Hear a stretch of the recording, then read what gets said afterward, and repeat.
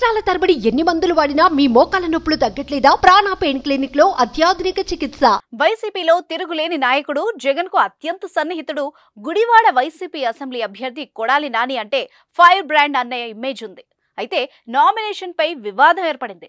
Kodali Nani nomination పత్రాల్లో తప్పుడు సమాచారం చేర్చారంటూ రిటర్నింగ్ అధికారికి తెలుగుదేశం పార్టీ నేతలు ఫిర్యాదు చేశారు. మున్సిపల్ కార్యాలయాన్ని క్యాంపు కార్యాలయంగా వినియోగించినట్టు ఫిర్యాదులో పేర్కొన్నారు.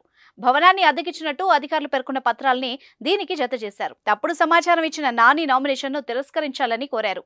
ఏ ప్రభుత్వ కార్యాలయాన్ని వినియోగించలేదని కొడాలి నాని తన అఫిడవిట్లో పేర్కొన్న నేపథ్యంలో ఆధారాలతో టీడీపీ శ్రేణులు ఫిర్యాదు చేశారు. అయితే రిటర్నింగ్ అధికారి ఎలాంటి నిర్ణయం తీసుకుంటారన్న దానిపై సర్వత్రా ఉత్కంఠ నెలకొంది. ఒకవేళ కొడాలి నాని నామినేషన్ తిరస్కరణకు గురైతే అది వైసీపీకి పెద్ద దెబ్బే అవుతుంది. చూద్దాం మరి దీనిపై రిటర్నింగ్ అధికారి డెసిషన్ ఎలా ఉండబోతోందో.